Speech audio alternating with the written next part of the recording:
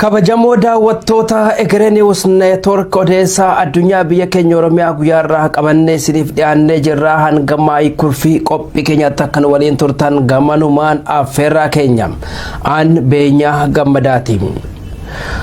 Odeessi keenya guyyaa har'aa kan irratti fuulleffatu bal'inaanii guyyaa gootota Oromoo zoonilee waraana bilisummaa Oromoo keessa hunda keessatti kabajamu akkasumas guutuu addunyaaf biyya keenya Oromiyaa keessatti bifa garagaraatiin kabajameetu jira. Dhimma kana irratti gabaasa bal'aa qabna. Itti aanuun waraana bilisummaa Oromoo leencichaa bosonaaf waraana mootummaa gidduutti lola adeemaa jiru irrattis gabaasa qabna. Bilbilaaf intarneetii Tigraayiif deebi'uu fi jedhamee faallaa isaa ammoo Oromiyaa kibbaa Oromiyaa fi giddugaleessaaf lixaa Oromiyaa irraa cufamuuf akka jiru odeessi bahaa jiru ni addeessa. Qondaalonni waraana biltsiginnaaf Tigraay bilbilaan waliin haasa'u isaanii miidiyaaleen garagaraa gabaasaa jiru. Dhimma kana irrattis odeeffannoo qabna. Waraanni Sudaan kibbaa gara Oromiyaa seenuuf akka jiran odeessi bahaa jira. Dhimma kana irrattis gabaasa qabna. Waraanni Somaaliyaa Itoophiyaa seenuun namoota nagaa ajjeesan muffii guddaa Ogaaden keessatti kaasee akka jiru irrattis gabaasa dabalataa qabna. Muuziqaa kana booda walitti deebina.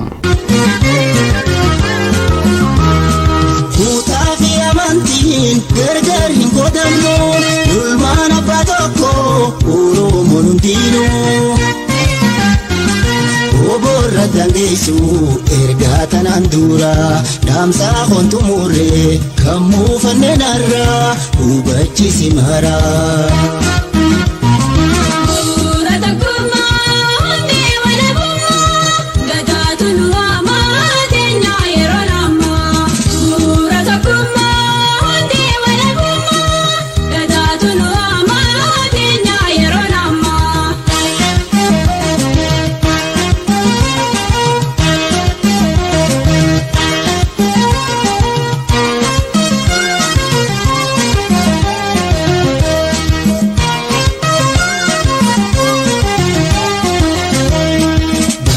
Chabarisa ya urji dirama Bakayuna noita Galgala ganama Ergari muntahin kabaramsa Naji inurumon Tukmu majabesa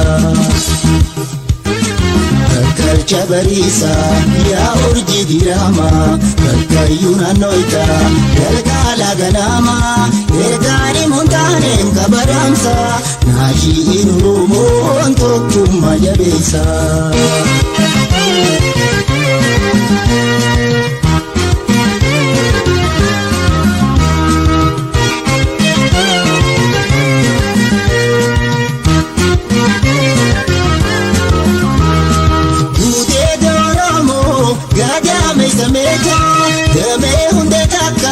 Borana barento Baharia kaba Hibba Oromia Damsana bunami Magala badia Sihunda walgaya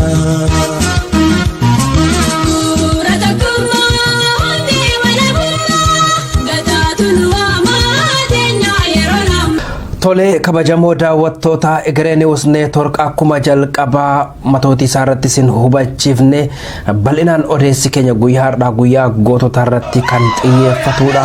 Suuraa sagalee viidiyoo garagaraa waliin qindeeffanne isiniin geenya. Isinis yoo sagantaan keenya kun isinitti tolee hiriyoottan keessan waa'ila keessaniin share like gochuun qaqqabsiisaa isiniin jenna. Guyyaan gootota Oromoo waraana bilisummaa Oromoo waboo zoonii kibbaan bifa adda ta'een kabajameetu jira. Kabajaa guyyaa gootota Oromoo kana kan adda godhu ammoo Jaallee Saamiyaa Usmaan Jeneraal Aayishaanfaan kutaalee addunyaa garagaraa irraa namootiin biroos irratti argamanii waliin guyyaa gootota Oromoo kabajaniitu jiru. Guyyaa kabajan kana miseensonni waraana bilisummaa Oromoo waraanni haaraanis eebbifamaniitu jiru.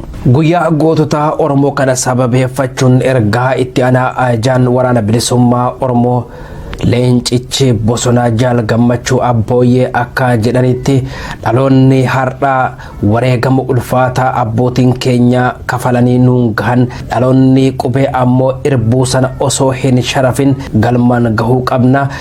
Injifannoon uummata Oromoof bilisummaan fiinxee gahee kana mirkaneessuun dirqama dhaloota qubeeti jedhee jira. Hawwisoon waraanaa bilisummaa Oromoo gaazexeessitoonni raadiyoo arraataa biyyoolessaa Oromiyaa qondaalonniif miseensonni waraana bilisummaa Oromoo biyyoota ambaa garagaraa jiran kibbaa Oromiyaatti argamuun guyyaa gootota Oromoo kana bifa adda ta'een kabajaniitu jiru.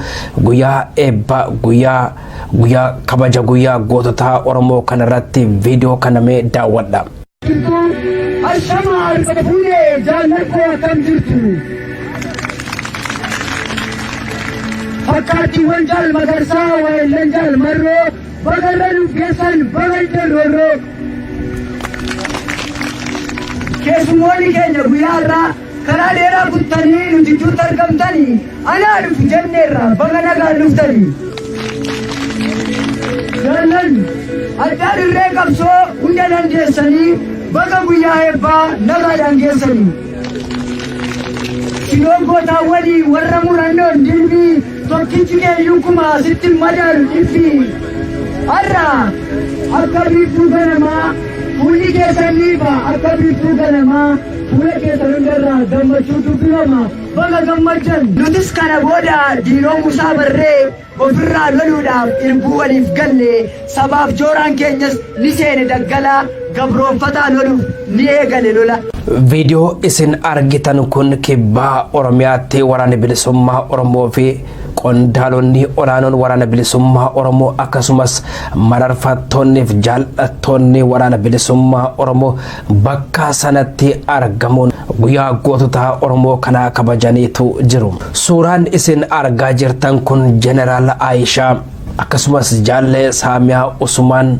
Guyyaan gootota Oromoo kun yeroo kabajamu muuziqaaleen warraaqsaa garagaraa akkasumas seenaan wareegamtoota keenya jaallan qaalii hooggantoota Oromoo shinnigaatti dhumanii akkasumas wareegama ulfaataa uummanni Oromoo baasaa qabsoo kana asiin gaheerrattis waraana bilisummaa Oromootiif hawaasa naannicha kaabaa Keeniyaaf akkasumas kibbaa Oromiyaarraa waraana bilisummaa Oromoo waliin kabajanii fi ibsi bal'aan godhameetu jira. Bifuma wal fakkaatuun giddugaleessa Oromiyaa fi lixaa Oromiyaattis guyyaan gootota Oromoo kabajameetu jira. Haaluma wal fakkaatuun irreef gaachanni uummata Oromoo waraanni bilisummaa Oromoo Leencichi Bosonaa giddugaleessa Oromiyaa fi Horroo Guduruu Wallaggaa keessattis lolli jabaan osoo irratti adeemaa jiru tokkummaan waloodhaan walitti dhufuun waraanni bilisummaa Oromoo guyyaa gootota Oromoo kabajeetu jira. Viidiyoo isin argaa jirtan kun yeroo waraanni bilisummaa Oromoo giddugaleessa Oromiyaatti guyyaa gootota Oromoo kabajachaa ture kan agarsiisudha. Bila kudashan guyyaa Oromoo sababeeffachuun guyyaa har'aatiin dabarsaa jirraani. Akka ajaa'ibaatti ayyaana kana sababeeffachaa gidduu sanaa kolfaan jirtan jechuudha. Ajaa'iba. Tinni gama biraatiin guutuu addunyaaf akkasumas mana hidhaa osoo nafin namoonni bakka garagaraa jiran guyyaa gootota Oromoo kabajanii jiru. Miidiyaalee hawaasummaa kanarratti gootonni Oromoo yeroo garagaraatti wareen lubbuu isaanii jijjiirraa hin qabne uummata Oromoof kennan miidiyaalee hawaasummaa kanarrattis yaadatamaniitu jiru. Waraanni bilisummaa Oromoo osoo lolli jabaan lolli ulfaataan lolli hamaan irratti geggeeffamaa jiru uummata isaa waliin guyyaa gootota Oromoo kabajee jira. Addatti kan nama ajaa'ibu Shawaa Lixaa aanaa Calleetti seenaa ajaa'ibaatu hojjetame. Waraanni bilisummaa Oromoo yeroo inni guyyaa gootota kabajaa jiru dargaggoonni qeerroon bilisummaa Oromoo akkasumas hawaasi naannichaa akka waraanni mootummaa gara sana hin dhufne daangaa kallatti hundaan daandii gara magaalatti seensisu hunda kutuun bakka garagaraatti muka jigsuun bakka garagaraatti immoo lafa bal'aa kana qotanii muranii akka waraanni mootummaa ona sana keessa aanaa calliyaa keessa hin seenne godhaniitu waraanni bilisummaa Oromoo miira tokkummaaf jaalalaan aanaa calliyaa keessa akka hin seenne dhorkanii aanaa calliyaa irra kiiloomeetira 10 fagaatanii daandii muruun daandiin konkolaataa karaa lafoo waraanni mootummaa ittiin seena jedhame hunda daandii cufuun bakka garagaraatti muka jigsuun boolla karaa kana qotanii cufuun tooftaa waraana mootummaa hugguruuf barbaachisu hunda godhuun guyyaa gootota Oromoo waraana bilisummaa Oromoo waliin hawaasi naannichaa kabajee jira. Dargaggoonni ijaaraman, hawaasi maanguddoonni hawwanni qeerroof qarreen ijaaraman akkanatti daandii cufuun waraana mootummaa Girnoobaaf isnaayipariif diishqaaf taankii qabatee jiru daandii itti cufuun bifa kanaan waraanni bilisummaa Oromoo bir'uu tokko malee hawaasa isaa waliin kabajee jira.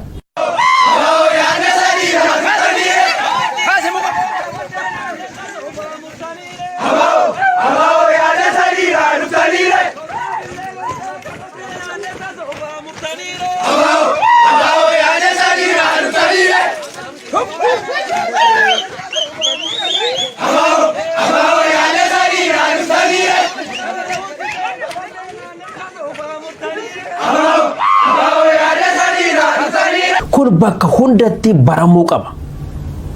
Kun bakka hundatti itti fufuu qaba. Oromoo kutaa biraa keessa jiraatuuf illee fakkeenya ta'uu qaba. Bifa kanaan wareegama waraanni bilisummaa Oromoo baasu salphisuun danda'ama jechuudha. Qeerroof qarreen hawaasii waraana bilisummaa Oromoof utubaa ta'uu qaba. Kan nyaachisee obaasee jiraachisee har'aan ga'e waraana bilisummaa Oromoo uummata Oromooti. Bifa kanaan ammoo dargaggoonni qeerroof qarreen ijaaramanii daandii cufuun sochii waraana mootummaa hugguruun odeeffannoo kennuun waraana isaanii waraana bilisummaa Oromoo bira dhaabbachuu qabu. Waan ajaa'ibaa kutaalee Oromiyaa hundarra wanti adda godhu magaalaa Calliyaa keessatti istaadiyoomii guddaa bakka kubbaa itti taphatanitti waraanni bilisummaa Oromoof hawaasi naannichaa waliin guyyaa gootota Oromoo kabajee jira.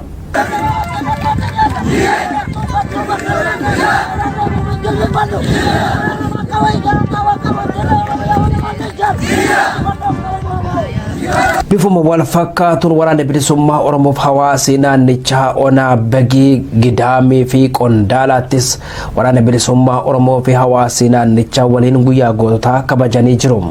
Haaluma wal fakkaatuun kibbaa Oromiyaa aanaa Waadaraattis waraanni bilisummaa Oromoo fi hawaasi naannichaa guyyaa goototaa Oromoo waliin kabajachuu isaanii odeessi HNN qaqqabee ni ifoomsa.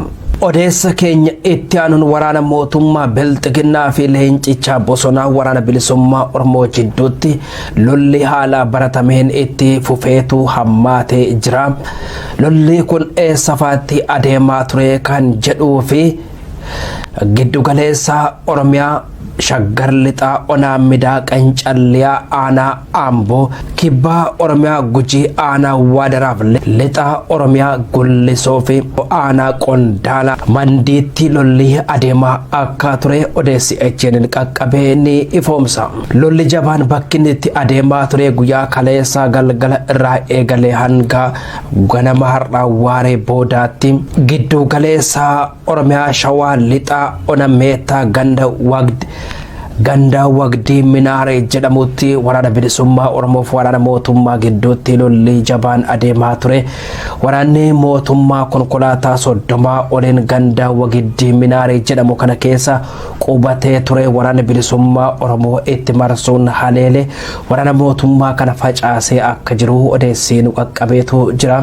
Waraana mootummaa kana facaasee akka jirudha. Madoo isaaniillee osoo hin fudhatin namoota irraa du'anis osoo hin fudhatin osoo hin kaasin osoo hin awwaalin waraanni mootummaa raayyaan ittisa biyyaa poolisiin federaalaa poolisiin humna addaa Oromiyaa milishoonni bakka kana gadhiisanii of duubatti baqatanii akka jirantu himama.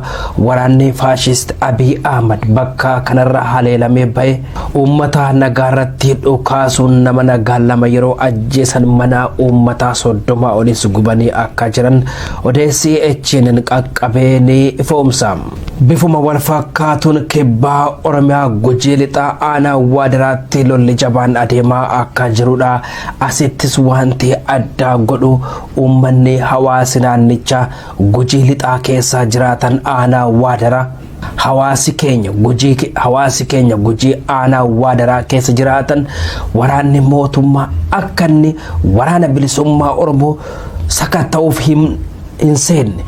Kaseenee jirummoo akka hin baane godhanii daandii cufuun muka gurguddaa muranii karaa irratti jigsuun waraanni mootummaa kawwaboo sakatta'uu dhaqe akka of duuba deebi'ee hin baqanne kan immoo waraana sana tumsuudhaaf dudduubbeedhaa fiigeen dhaqa jedhe akka jara sana gargaaree hin tumsineef walakkaa kanatti daandii cufuun hawaasi naannichaa waraana bilisummaa Oromoo bira dhaabbachuun aantummaa isaanii agarsiisanii jiru. Waraanni bilisummaa Oromoos aanaa Waadaraa kana keessatti waraana mootummaa waliin lola hamaa geggeessaa jiru.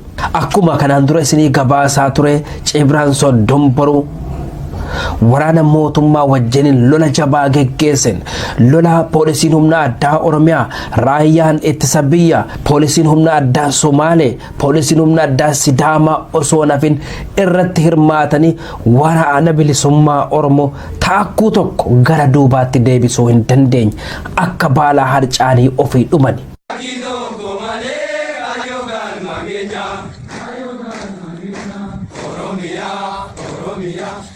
Odeessa keenya itti aanuun bilbilaaf intarneetni Tigraayiif deebi'uuf jedhame akka Itiyoo Fooramiif miidiyaaleen garaagaraa tokko gabaasaa jiranitti Tigraay irraa intarneetiif bilbilli ergaa irraa citee ibsaan irraa murame waggaa lamatti adeemaa jira. Haa ta'u malee baatii kana dhumarraa Tigraayiif neetworkiin deebi'ee gadhiifamuuf kan jedhu odeessi bahaa jira. Waliigalteen dhukaasa dhaabuu gamalachuurraa humna ittisa Tigraay irraa waraana faashist Abiy Ahmad irraa ergaa labsame booda gargaarsi namoomaa guyyaatti yoo xiqqaate konkolaataan 100 Tigraay seenuu qabu irraa konkolaataan 50 hanga 40 ta'an guyyaan gara Tigraayitti imalaa jiru.